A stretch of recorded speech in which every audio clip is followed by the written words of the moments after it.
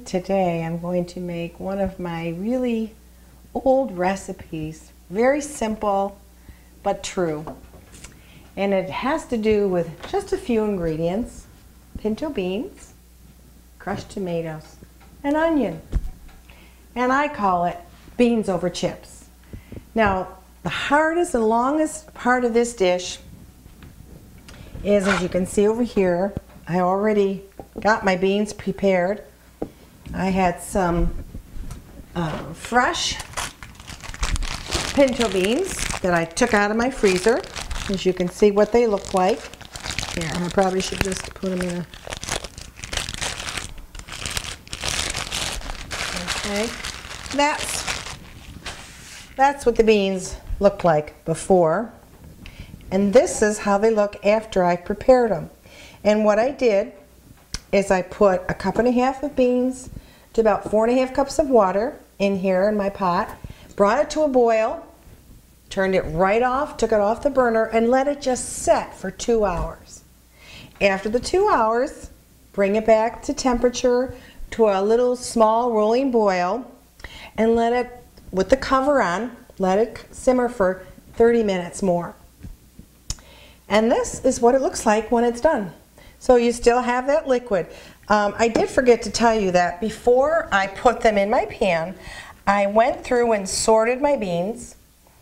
I put them in a colander, and I put some running water under it and made sure they were nice and clean. And we're going to add nice pure water. I always use pure water when I'm going to eat something. So this beans with the water is all nice and clean, because this is going to be our little guest star in our whole meal. I have a pan over here getting up to speed with heat. I'm going to put some oil. Put about 4 tablespoons of oil. And I've chopped up. I like onion with everything, so this might look like a lot. It's probably a large size onion. And we're going to stick that in our pot, a skillet. And we're going to just bring all these onions to a nice transparent look. We're looking for like a fast hot heat so that we can get that onion nicely browned quickly, and yet we're going to let it cook for a little bit until it's transparent. There. And we're going to keep it kind of on a high heat, a medium to high heat. And then over here, I'm going to just prepare our little thickening starch. And I have always, growing up, used cornstarch and flour, but I learned well, a long time ago, that potato starch, I'm going to put 2 tablespoons, makes a nice thickening agent as well. But it also, when you're baking like a gravy, it kind of gives more of that clear look and transparent look that I like. So I put 2 tablespoons of potato starch, and I'm going to put 4 tablespoons of ice cold water. This is my water that I store in my refrigerator. Like I say, I use the pure water. And we're just going to stir that together. There. And this is going to be used at the end of our dinner time, you'll see. But we're going to just set that aside. And then you're going to see what happens to that. Because it is a starch and potato starch, it's going to thicken again. But we'll be back there. In my little dish, I've got some salt, teaspoon of salt, and about 4 or 5 shakes of cayenne. And we're going to bring that over here with my 1 can, my 28-ounce can of crushed tomatoes. Go and find your favorite can of crushed tomatoes and use them in this dinner. And because we're using such few ingredients, it's so economical, and it's going to be a complete protein, and you're going to see why. Beans by themselves are not a complete protein. They're good for you. Any of the legumes are wonderful for you. But what we're going to do, we're going to let that continue to just get a little more transparent. And then we'll be able to add our tomatoes and our salt.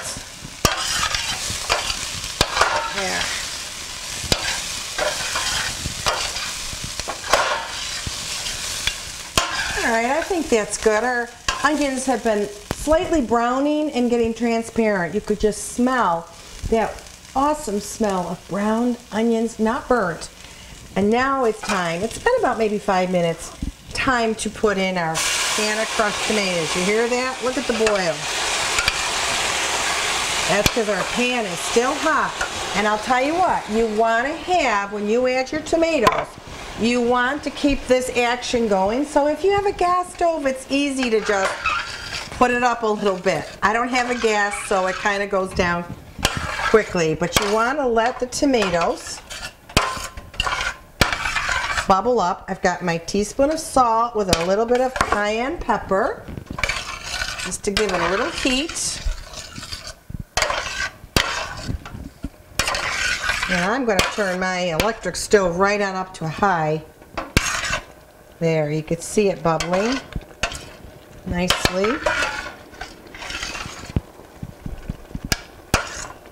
Just give it about a minute. Let the tomatoes work in the flavor of the onions, cleans up the pan, and now your mixture becomes another flavor. It's like another whole dimension to a simple but nice and delightful meal. Beans over chips. Oh, I gave the secret away. Or did I say that before? The chips I'm going to use are baked taco chips. Okay, now that's coming to a boil. I'm going to spoon in my beans. And that's going to cool the pan down. See if I can just do it. Yeah, we can just dump. And yes, I put in the liquid with it. Remember, we had pre-washed the beans. Look at that. And we soaked the beans in pure water. Now we're just going to simmer this whole concoction. We're going to put the lid on and bring it up to a boil and then simmer it down again for about 10-15 minutes, and then we'll do the rest. All right, our beans hot with our onions and tomatoes, just 3 beautiful ingredients, have been simmering covered for 15 minutes. And remember, we stirred over there, we stirred the potato starch, and see how it settles? It just gets really hard on the bottom again with the water. Just whisk it together again, scrape it off the bottom, and then we'll just put this into our mixture here to give it a little thickness. There we go. Okay. Nice little handy tool I have there. Alright, we're just going to pour slowly. And the secret of potato starch, you just want to go slowly. We may not even need all that I have because we want to make it a little thick but not too thick. We want to make it creamy. And it really just depends how much liquid you have. Sometimes I've got a little bit more liquid than other times. So I'm probably going to just use half the amount that I made. I always like to make enough ahead of time because dinner is a busy time. You usually have lots of children or people around and you want to quickly get the meal on the table because everybody is so hungry. So I always prepare enough of the potato starch. There, that's a really good thickness. And now we can turn. You can let it go on the heat for a couple minutes, or you can just turn it off and serve it. Really doesn't matter because the flavor already went into the cooking time in those 15 minutes. There we go. That's a nice thickness. Okay, so over here, the reason why I call it beans over chips is because I take corn chips. I happen to buy little baked scoops. You can just throw them on whole if you'd like because they're very small. Or you can kind of break them up a little bit. For this meal, I find it's easier to break it up a little bit, but we'll leave some of them whole. And then we're just going to spoon a little bit of our concoction right over the chips. And let me tell you folks, you can make this dinner, if you wish, using canned beans, but truthfully it will not taste the same. It is very fresh tasting this way. And then I always like to dollop it with some sour cream. I always make my sour cream into an herb. I put a lot of dill, I put onion powder, and I put salt. And that's it. I put a little cayenne pepper, whatever you want. Just throw a few little dollops of sour cream. And there you've got your plate of beans over chips. And we need to, of course, taste it and make sure it's good for anybody to eat, especially me. It's very simple. You know, people have loaded fries. Well, these are loaded tortilla chips. Let's get more of that bean flavor and tomato and onion. To me, that brings such a good memory. And when I used to make this for my family, we'd all sit around the table, all 4 kids, and what are we having tonight? Oh, beans over chips. But you know what? I got the rolling of the eyes. But I also got the smiles. They enjoyed this meal, probably because it was fun to make and prepare. So if you want a complete protein, put your beans and your corn chips together, and you've got a complete meal, a complete protein to nourish your family.